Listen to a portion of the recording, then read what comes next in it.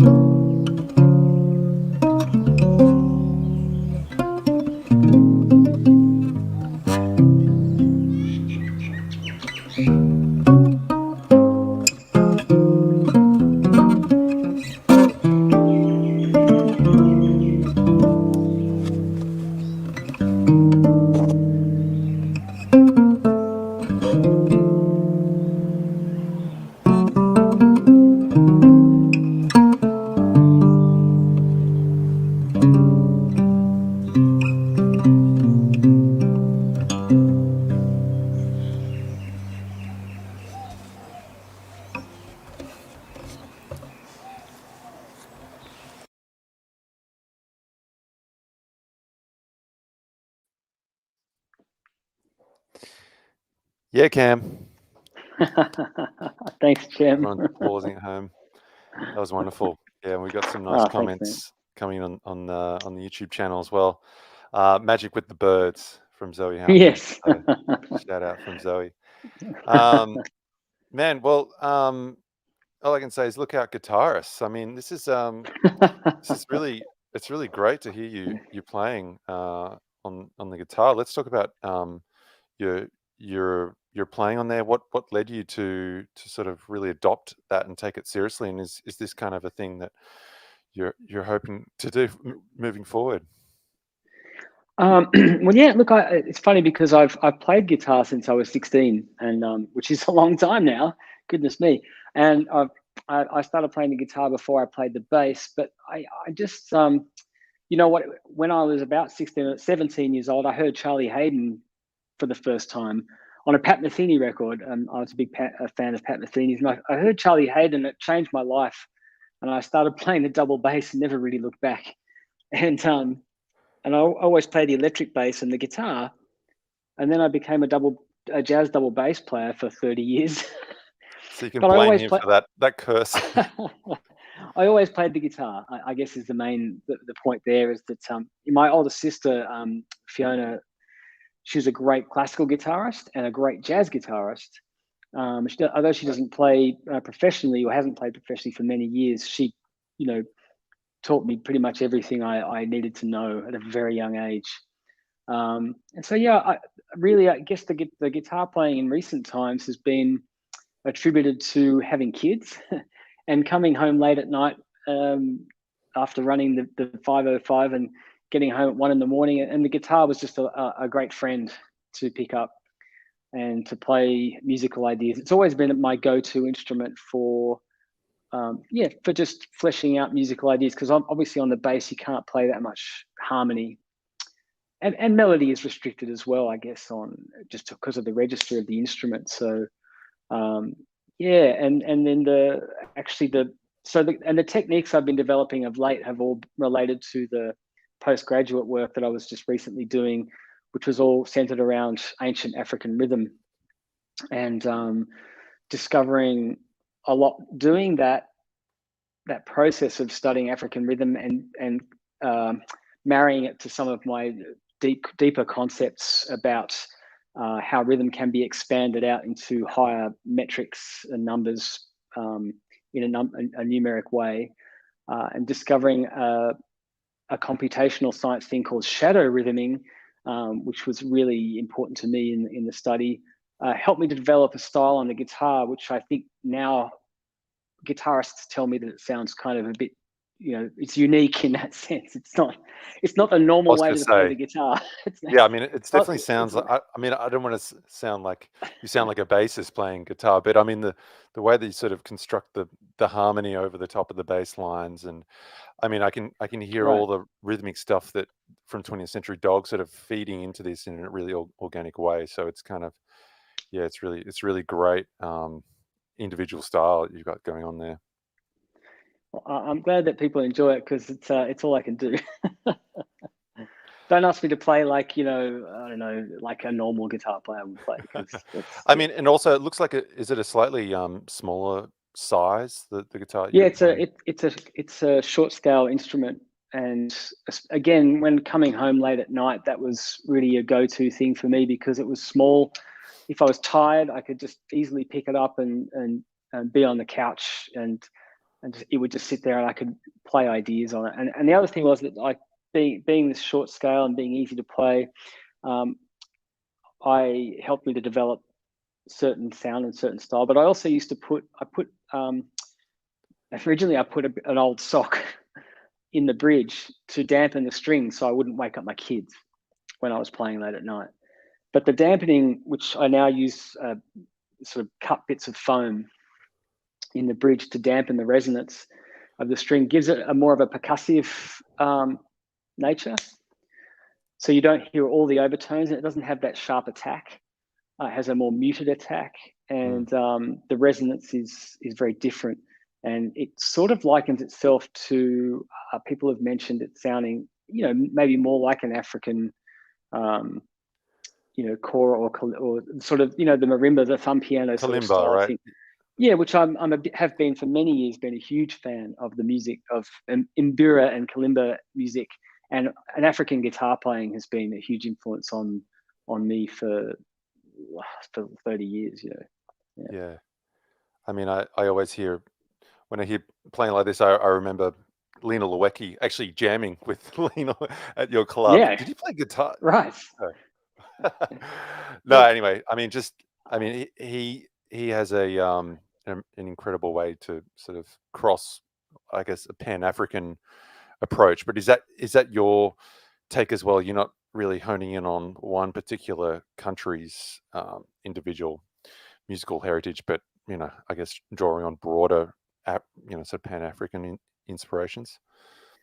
yeah, I mean, the interest in African rhythm is really drawn from the very sense that it's the oldest rhythmic, or, well, as far as I see from the study that I've done, it's the oldest rhythms that we know, and they're very special in that way. And those rhythms are evident in so many different cultures across the world, and most significantly in popular American culture, African rhythm is really central to African popular music and jazz and funk, soul, reggae, gospel, blues, you name it. It's a so the interest there for me in studying it was that it's so deep in our musical nature. It's so interwoven, and so trying to understand what African rhythm is has been really central to, to how I want to play, and my understanding of music, I guess, because just about all the music, my favorite music comes from a Black heritage. Probably didn't answer your question there, but yes. It's all right. Let's talk a little bit about your compositional practice. I mean, you've talked about sort of patterns in nature, and I know that you're a big fan of prime numbers and the use of repetition, inverting, retrograding rhythms. I mean, can you talk us through a little more on some of your ideas and sources for inspiration? Yeah, of course. So, a long time ago, I was introduced to the writing of the artificial intelligence writer and researcher Douglas Hofstadter, who wrote the very famous book Gödel, Escher, Bach. And he's written many, many books since that, essentially around the idea of human cognition and how it works. And I've been fascinated by that process, and his incredible way of being able to talk musically about maths and mathematically about music and art, and being able to see the patterning in nature musically and vice versa. So that was a huge source of inspiration to me, to be able to use numbers as a means for creating music. And I found that process of doing that really liberating, because I wasn't waiting around for inspiration to happen. For me, it was more, if I was not inspired, I could get right into this, into the patterning and the maths of it. And by just doing a few exercises, or reading a few interesting passages from a Douglas Hofstadter book, or I'm very much into the design scientist Buckminster Fuller, who's responsible for synergetic geometry, geodesic domes, and things that we're probably fairly familiar with now. And that's that whole world of design science, and Buckminster's design science really was coming from natural phenomenon, a deep study of natural phenomenon. And Hofstadter's looking at how the mind works and how cognition behaves. Was always, I'd find that if I got into those processes, next thing I knew, I had a piece of music in front of me, and I didn't have to wait around for inspiration, if that makes sense. So I could work with numbers, see a few patterns, pop in a few kind of ideas and concepts of my own, jot them down. I find using machines like the MIDI machines really useful, have done for many, many years. And I would compose in that way. That was a process. And then it was Simon Barker said to me about 2 or 3 years ago that he was only interested in doing things through an analog process and not using the machines, and only developing his number sense through what he could actually play. And that actually influenced me greatly, because and that was what started possibly the chain effect to what I've been performing now on the guitar, is that now I don't use the machines to help me get there. I write graphs, I write visual representations out in graphic form, in visual representations, and I perform those, so that I'm using myself as the machine, if you like. So that's been a whole nother process that's been really wonderful to experience. Wow.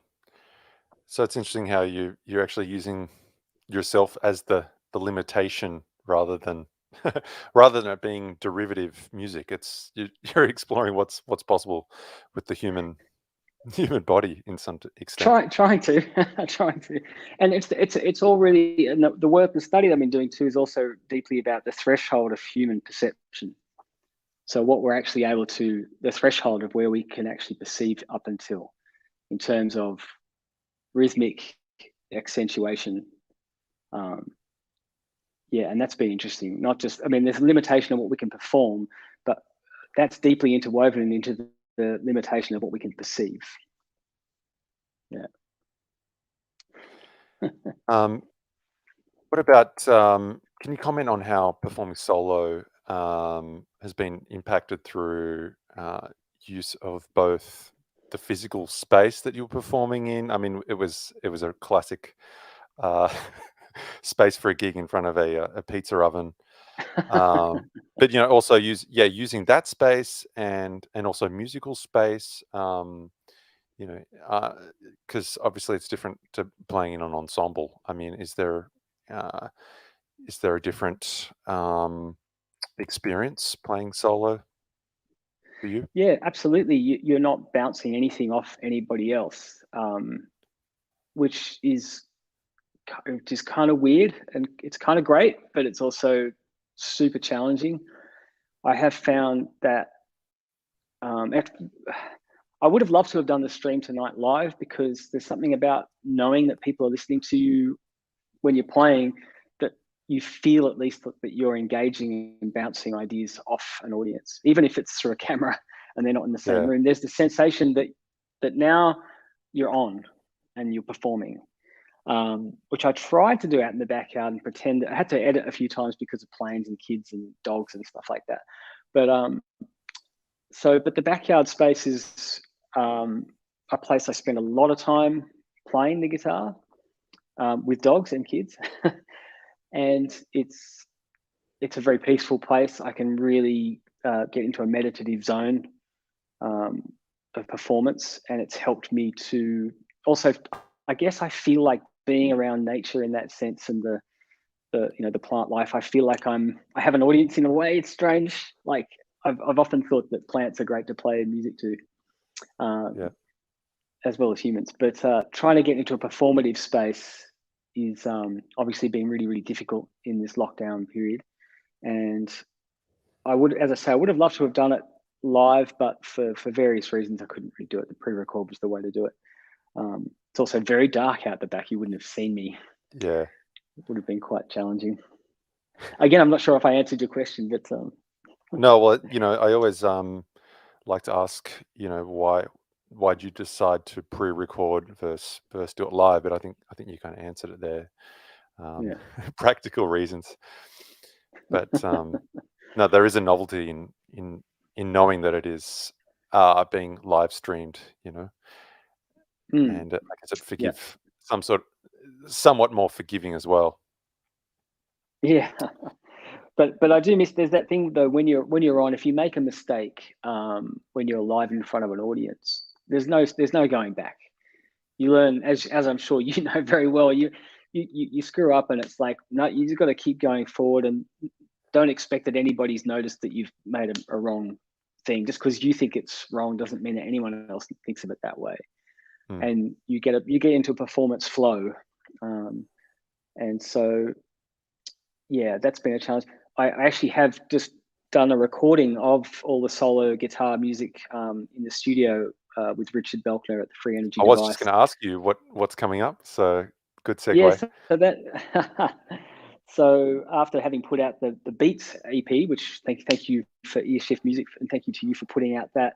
This is a completely different representation of, I guess, who I am as a musician, but it's in one sense, but in another sense, it's exactly the same thing. But yeah, so I recorded a bunch of solo music right on lockdown, and I've had a long time to spend with it to edit it down to something that I feel willing to share with the public. And Wow. I'm looking forward to hopefully having Earshift Music release that in the near future. Yeah, great. Oh, it's exciting. Look forward to it. And Johnny East is asking, would love to see the graphs and exhibition, perhaps in the making. So, oh yeah, look, some graphic scores, 100%. perhaps. Yeah. Well, I just finished my Masters of Music, and a lot of people do that sort of work and put in a couple of graphs. I think I had about 100 different graphs and pictures and visual representations of the rhythms, which I used as tools for performance. So yes, Johnny, I would love to share those with you, mate. Cool. All right, Cam. Well, thanks so much for that beautiful performance. And once again, thanks a lot to Sydney Improvised Music Association and all the other sponsors of this festival. Tomorrow night, we've got wonderful drummer Chloe Kim, again here at the same time, 8 p.m. Australian Eastern Daylight Saving Time. So hope you can check out the rest of the events for the festival as well. So thanks a lot, Cam. Thanks, Jim. Great work. Take it easy. Cheers.